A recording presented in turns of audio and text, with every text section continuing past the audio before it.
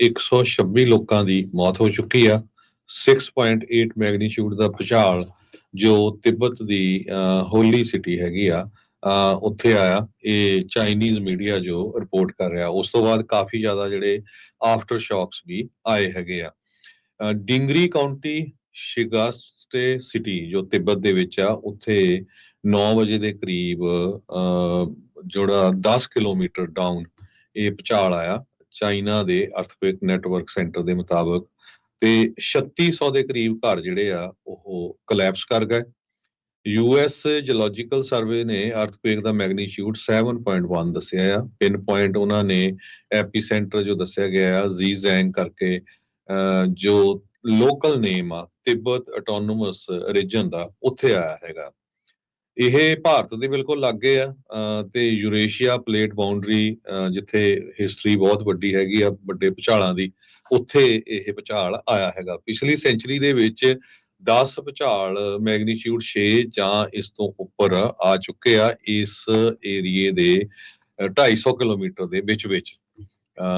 ਜਨਵਰੀ 7 ਦਾ ਜਿਹੜਾ 2025 ਦਾ ਭੂਚਾਲ ਆ ਉਹ ਕਾਫੀ ਵੱਡਾ ਹੈਗਾ ਆ। ਤੇ ਦਲਾਈ ਲਾਮਾ ਜੋ ਤਿੱਬਤ ਦਾ ਬੁੱਧਿਜ਼ਮ ਦਾ ਐਗਜ਼ਾਈਲ ਸਪਿਰਿਚੁਅਲ ਲੀਡਰ ਹੈਗਾ, ਉਹਨਾਂ ਨੇ ਸਟੇਟਮੈਂਟ ਜਾਰੀ ਕੀਤੀ ਆ ਵੀ ਮੈਂ ਬਹੁਤ ਦੁਖੀ ਹਾਂ ਇਸ ਭੂਚਾਲ ਤੋਂ ਬਾਅਦ। ਚਾਈਨਾ ਦਾ ਮੀਡੀਆ ਇਹ ਰਿਪੋਰਟ ਕਰ ਰਿਹਾ ਆ ਵੀ ਜੋ ਡੈਥ ਟੋਲ ਆ ਇਹ ਹੋਰ ਵੀ ਕਾਫੀ ਜ਼ਿਆਦਾ ਵੱਧ ਸਕਦੀ ਹੈਗੀ। ਜੀ ਬਿਲਕੁਲ, ਬੜੀ ਮੰਦਭਾਗੀ ਜਿਹੜੀ ਇਹ ਘਟਨਾ ਜਿਹੜੀ ਵਾਪਰੀ ਆ ਹਰਜੋਤ ਸਿੰਘ ਜੀ। ਤੁਸੀਂ ਵੀਡੀਓਜ਼ ਦੇਖ ਸਕਦੇ ਆ, ਮਲਬਾ ਹੀ ਮਲਬਾ ਜਿਹੜਾ ਉਹ ਖਿਲ ਰਿਹਾ ਪਿਆ ਆ ਤਿੱਬਤ ਦੇ ਜਿਹੜੇ ਇਹ ਇਲਾਕੇ ਦੇ ਵਿੱਚ। ਸੋ ਉੱਥੇ ਤੜਕੇ ਜਿੱਦਾਂ ਤੁਸੀਂ ਦੱਸਿਆ ਵੀ 9:05 ਦੇ ਉੱਤੇ ਇਹ ਸੀਗਾ। ਹੁਣ ਤਾਂ ਇਹ ਥੋੜ੍ਹਾ ਜਿਹਾ ਜਿੱਦਾਂ ਨੇਪਾਲ ਤੇ ਇੰਡੀਆ ਦਾ ਜਿਹੜਾ ਬਾਰਡਰ ਆ ਉਹਦੇ ਨਜ਼ਦੀਕ ਹੀ ਸੀਗਾ, ਪਰ ਬਹੁਤਾ ਨੁਕਸਾਨ ਜਿਹੜਾ ਇਸਨੇ ਤਿੱਬਤ ਦੇ ਵਿੱਚ ਕੀਤਾ ਆ। ਤਿੱਬਤ ਹਿਮਾਲਿਆ ਦੀ ਗੋਦ ਦੇ ਵਿੱਚ ਇੱਕ ਇੱਦਾਂ ਦਾ ਮੁਲਕ ਆ ਜਿੱਥੇ ਸਭ ਕੁਛ ਪਹਾੜਾਂ ਦੇ ਉੱਤੇ ਹੀ ਬਣਿਆ ਪਿਆ ਹੈਗਾ ਆ। ਤੇ ਇਹ ਇੱਥੇ ਇੱਦਾਂ ਦੇ ਜਦੋਂ ਭੂਚਾਲ ਆਉਂਦੇ ਆ ਤਾਂ ਫਿਰ ਨੁਕਸਾਨ ਬਹੁਤ ਜ਼ਿਆਦਾ ਜਿਹੜਾ ਉਹ ਹੁੰਦਾ ਆ। ਸੋ ਅਜੇ ਮਲਬੇ ਦੇ ਹੇਠੋਂ ਕਈ ਲੋਕਾਂ ਨੂੰ ਜਿਹੜਾ ਉਹ ਕੱਢਣਾ ਪਵੇਗਾ। ਆਫਟਰ ਸ਼ੌਕਸ ਵੀ ਜਿਹੜੇ ਉਹ ਦੇਖੇ ਗਏ, ਕਹਿੰਦੇ ਵੀ ਘੱਟੋ ਘੱਟ ਇਸ 7.1 ਵੱਡੇ ਭੂਚਾਲ ਤੋਂ ਬਾਅਦ 'ਚ 150 ਆਫਟਰ ਸ਼ੌਕ ਆਏ ਨੇ, ਜਿਨ੍ਹਾਂ ਦਾ ਮੈਗਨੀਚਿਊਡ 4.4 ਤੱਕ ਦਾ ਰਿਹਾ ਹੈਗਾ ਆ। 3 ਟਾਊਨਸ਼ਿਪ, 27 ਜਿਹੜੇ ਪਿੰਡ ਨੇ ਉਹ 20 ਕਿਲੋਮੀਟਰ ਦੇ ਇਲਾਕੇ ਦੇ ਵਿੱਚ ਐਪੀ ਸੈਂਟਰ ਤੋਂ ਉਹ ਰਹਿੰਦੇ ਨੇ। ਕੁੱਲ ਮਿਲਾ ਕੇ 1000 ਘਰ ਨੂੰ ਉਸ ਤੋਂ ਵੱਧ ਦਾ ਨੁਕਸਾਨ ਹੋ ਚੁੱਕਾ ਆ।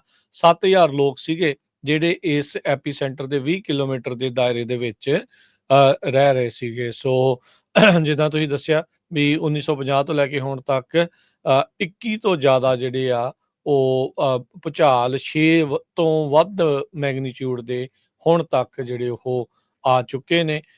70,000 ਲੋਕਾਂ ਦੀ ਮੌਤ 2008 ਦੇ ਇੱਕ ਭੂਚਾਲ ਦੇ ਵਿੱਚ ਜਿਹੜੀ ਉਹ ਹੋਈ ਸੀ। ਕਾਠਮੰਡੂ ਦੇ ਵਿੱਚ ਵੀ ਕਹਿੰਦੇ ਵੀ ਇਸ ਦੀ ਜਿਹੜੀ ਰਾਜਧਾਨੀ ਆ ਉਹਦੇ ਨਜ਼ਦੀਕ ਉੱਥੇ ਵੀ ਕਹਿੰਦੇ ਆ ਵੀ ਭੂਚਾਲ ਦੇ ਜਿਹੜੇ ਝਟਕੇ ਆ ਉਹ ਮਹਿਸੂਸ ਹੋਏ ਸੀਗੇ। ਇਹ ਨੇਪਾਲ ਦੀ ਜਿਹੜੀ ਰਾਜਧਾਨੀ ਆ ਤੇ ਉੱਥੇ ਵੀ ਇੱਕ ਜਣਾ ਨੂੰ ਸੱਟ ਜਿਹੜੀ ਉਹ ਲੱਗੀ ਆ। ਨੇਪਾਲ ਦੇ ਜਿਹੜੇ ਪੁਲਿਸ ਸਪੋਕਸਮੈਨ ਵਿਸ਼ਵਾ ਅਧਿਕਾਰੀ ਆ ਉਹਨਾਂ ਨੇ ਇਸ ਬਾਰੇ ਜਿਹੜੀ ਉਹ ਜਾਣਕਾਰੀ ਦਿੱਤੀ ਆ। ਇੱਥੋਂ ਤੱਕ ਕਿ ਜਿਹੜਾ ਭੂਟਾਨ ਦਾ ਕੈਪੀਟਲ ਆ ਥਿੰਪੂ, ਉੱਥੇ ਵੀ ਭੂਚਾਲ ਦੇ ਜਿਹੜੇ ਝਟਕੇ ਆ ਮਹਿਸੂਸ ਹੋਏ ਆ। ਤੇ ਬਿਹਾਰ ਦੇ ਉੱਤਰੀ ਇਲਾਕਿਆਂ ਦੇ ਵਿੱਚ ਵੀ ਉਹਨਾਂ ਨੇ ਇਸ ਭੂਚਾਲ ਦੇ ਜਿਹੜੇ ਝਟਕੇ ਮਹਿਸੂਸ ਕੀਤੇ ਗਏ ਨੇ। ਜੀ